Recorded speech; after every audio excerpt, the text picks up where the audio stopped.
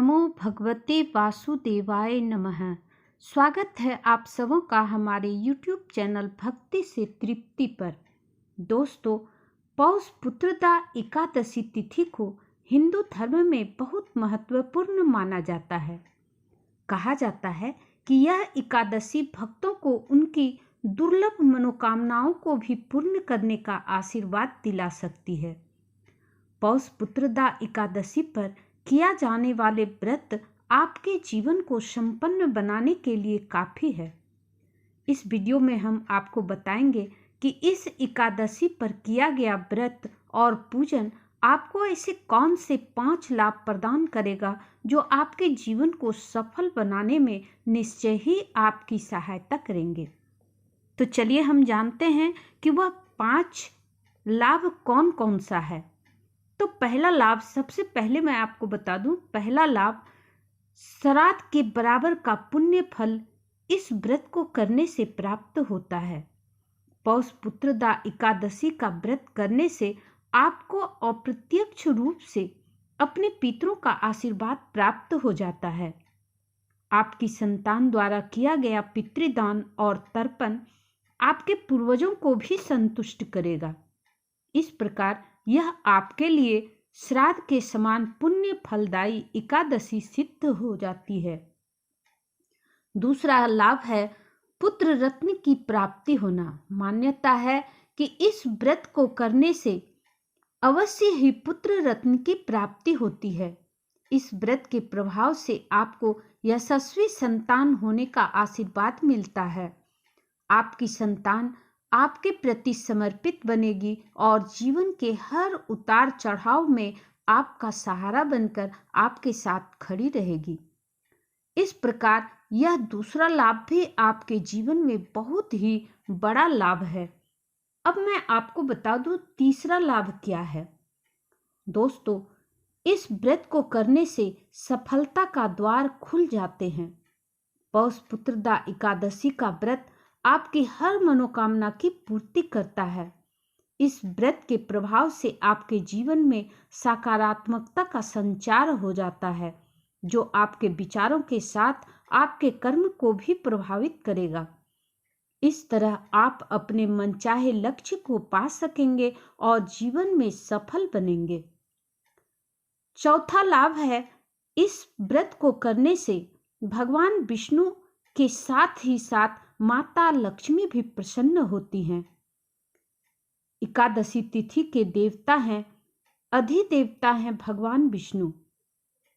पौष पुत्रदा एकादशी पर भगवान विष्णु की पूजा अर्चना करने से आपको भगवान विष्णु के साथ साथ माता लक्ष्मी का भी आशीर्वाद मिलेगा।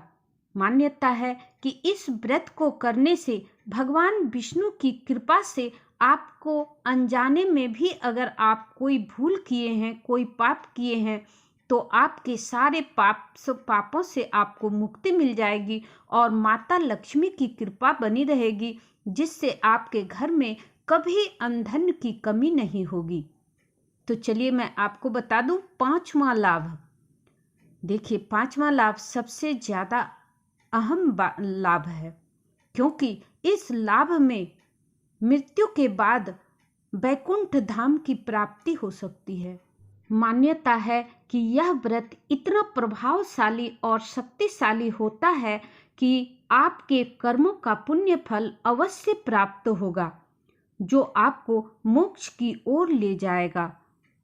हिंदू पंचांग के अनुसार पौष पुत्रदा एकादशी हर साल पौष मास के शुक्ल पक्ष की एकादशी को मनाया जाता है और इस साल पौष मास की शुक्ल पक्ष की एकादशी तिथि की शुरुआत होगी 20 जनवरी 2024 दिन शनिवार को शाम 7:26 से लेकर अगले दिन 21 जनवरी 2024 दिन रविवार की शाम 7:26 तक।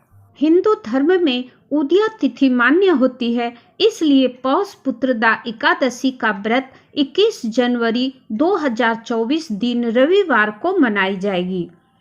पौष पुत्रदा एकादशी के दिन सुदर्शन चक्रधारी भगवान विष्णु की पूजा अर्चना की जाती है। इस भगवान विष्णु एवं माता लक्ष्मी की श्रद्धापूर्वक पूजा अर्चना करने से संतान की प्राप्ति होती है।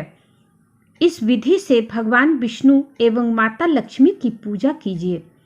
पौष पुत्रदा एकादशी का व्रत रखने वाले भक्त को एकादशी तिथि के दिन उसके एक दिन पहले दशमी को एक समय सात्विक भोजन करना चाहिए। पौष पुत्रदा एकादशी के दिन प्रातः काल स्नान आदि से निवृत्त होकर व्रत का संकल्प लेना चाहिए एवं भगवान नारायण को गंगा जल युक्त जल और तुलसी, तिल, पुष्प और पंचामृत से विधि विधान के साथ पूजा करनी चाहिए। इस व्रत को रखने वाले व्रती को बिना जल के रहना चाहिए।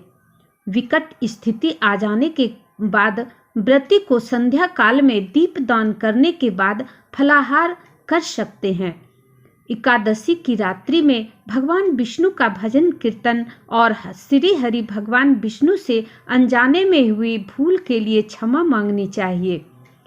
अगली सुबह द्वादशी पर स्नान करके पुनः भगवान विष्णु की पूजा एवं माता लक्ष्मी की पूजा करने के बाद ब्राह्मण को भोजन करा के दक्षिणा दान दक्षिणा देने के बाद ही खुद भोजन करें, पारण करें।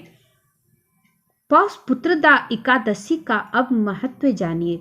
धार्मिक मान्यता है कि जो भक्त इस व्रत को विधि विधान और नियम से करता है उसे बहुत जल्द ही संतान सुख की प्राप्ति हो जाती है और भक्त के जीवन में सुख समृद्धि आती है।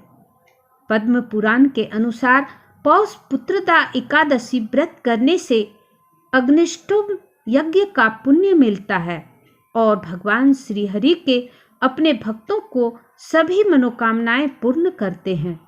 इसके साथ ही इस व्रत को करने वालों के संतान का स्वास्थ्य हमेशा अच्छी रहती है और लंबे समय से रुके हुए सभी कार्य पूर्ण हो जाते हैं। तो चलिए अब मैं आपको बता दूं कि पौष पुत्रदा एकादशी पर क्या करना चाहिए। पौष पुत्रदा एकादशी का व्रत साल में 2 बार किया जाता है, एक पौष मास में और दूसरा श्रावण मास में। पुत्रदा एकादशी का व्रत अपने नाम के अनुसार संतान की रक्षा और उसके उज्जवल भविष्य के लिए किया जाता है। मान्यता है कि योग्य संतान की प्राप्ति के लिए वैवाहिक दंपति भगवान विष्णु को दक्षिणावर्ती शंख से अभिषेक करना चाहिए और ब्रह्म मुहूर्त में चांदी के लोटे में दूध में मिश्री मिलाकर पीपल के जड़ में अर्पित कर देना चाहिए। इस दिन पीले वस्त्र को धारण करके श्री हरि भगवान की पूजा करने से भगवान विष्णु जल्द ही प्रसन्न हो जाते हैं। माना जाता है कि पौष पुत्रदा एकादशी की शाम को तुलसी की जड़ में घी का दीपक जलाने पर संतान पर आने वाली सभी संकट टल जाया करती हैं।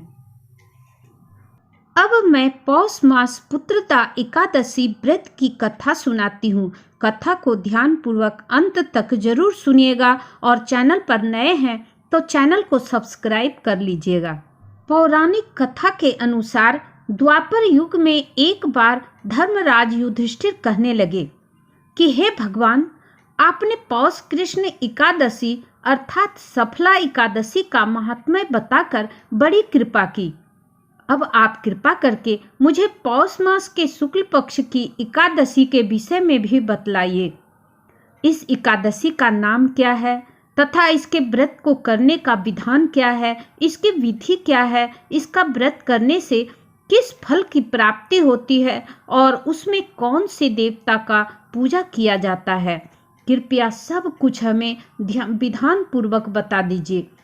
तब भगवान श्री कृष्ण जी बोले, पौष मास के शुक्ल पक्ष में आने वाली इस एकादशी को पौष पुत्रदा एकादशी कहा जाता है। इसमें भगवान नारायण एवं माता लक्ष्मी की पूजा की जाती है।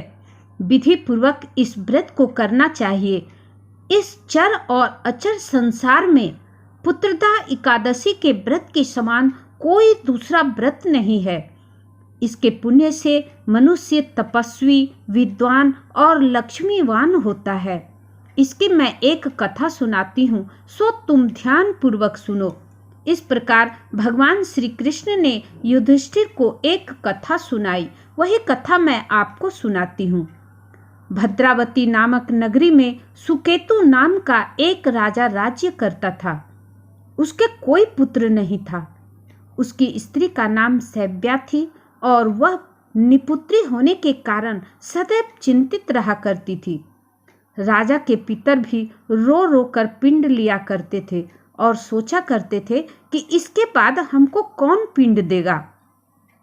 राजा के पास भगवान नारायण की कृपा से सब कुछ था। भाई, बांधव, धन, हाथी, घोड़े, राज्य और मंत्री, इन सब में किसी से भी उन्हें संतोष नहीं होता था। वह सदैव यही विचार करता था कि मेरे मरने के बाद मुझको कौन पिंडदान करेगा। बिना पुत्र के पितरों और देवताओं का ऋण मैं कैसे चुका सकूंगा। जिस घर में पुत्र न हो वह घर सदैव अंधेरा ही रहता है, इसलिए पुत्र उत्पत्ति के लिए प्रयत्न करना चाहिए। जिस मनुष्य ने पुत्र का मुख नहीं देखा उसका जीवन व्यर्थ है।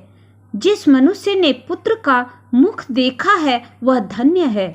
उसको इस लोक में यश और परलोक में शांति मिलती है, अर्थात उनके दोनों लोक सुधर जाते हैं।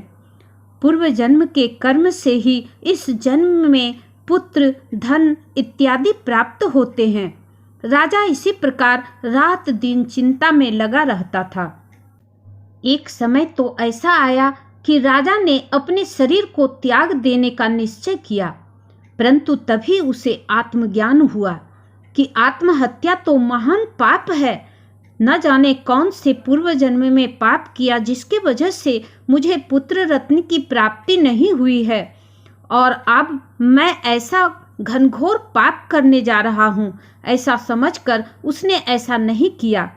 एक दिन राजा ऐसा ही विचार करता हुआ अपने घोड़े पर चढ़कर वन को चले गए तथा पक्षियों और वृक्षों को देखने लगे। उसने देखा कि वन में मृग, व्याघ्र, सूअर, सिंह, बंदर, सर्प इत्यादि सब भ्रमण कर रहे हैं।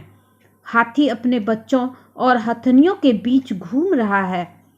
इस वन में कहीं तो गीदड़ अपने कर्कश स्वर में बोल रहे हैं, कहीं उल्लू ध्वनि कर रहे हैं। वन के दृश्यों को देखकर राजा सोच विचार में लग गया। इसी प्रकार आधा दिन बीत गया। वह सोचने लगा कि मैंने कई यज्ञ किए, ब्राह्मणों को स्वादिष्ट भोजन से तृप्त किया, फिर भी मुझको दुख प्राप्त हुआ, क्यों? राजा प्यास के मारे अत्यंत दुखी हो गया और पानी की तलाश में इधर उधर घूमने लगा। थोड़ी दूरी पर राजा ने एक सरोवर देखा।